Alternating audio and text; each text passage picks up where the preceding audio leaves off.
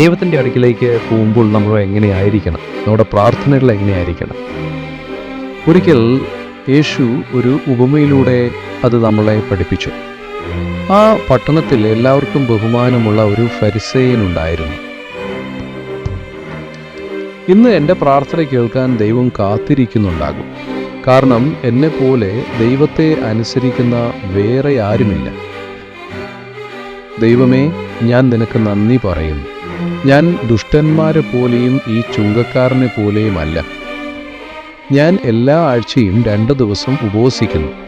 എൻ്റെ സമ്പാദ്യത്തിൻ്റെ 1/10 കൃത്യമായി നൽകുന്നു. ഞാൻ എപ്പോഴും നിനക്ക് പ്രിയപ്പെട്ടവനാണ്. അതേസമയം ആ ജനക്കൂട്ടത്തിൻ്റെ ഏറ്റവും പിന്നിൽ ഒരു ചുങ്കക്കാരൻ തലകുനിച്ചു നിന്നു.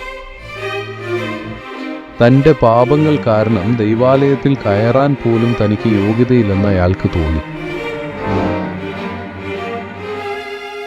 ദൈവമേ, പാപിയായ എന്നോട്, ഈ എളിയ മനുഷ്യനോട് കരുണ തോന്നണമേ. പ്രാർത്ഥന കഴിഞ്ഞ് അവർ പുറത്തേക്ക് വന്നു. ഒരാൾ തൻ്റെ നീതിയിൽ അഭിമാനിച്ചു, മറ്റേയാൾ ദൈവകൃപയിൽ ആശ്വാസം കണ്ടെത്തി. ഞാൻ നിങ്ങളോട് സത്യം പറയുന്നു, നീതീകരിക്കപ്പെട്ട് വീട്ടിലേക്ക് പോയത് ഫരിസേയനല്ല, ആ ചുങ്കക്കാരനാണ്.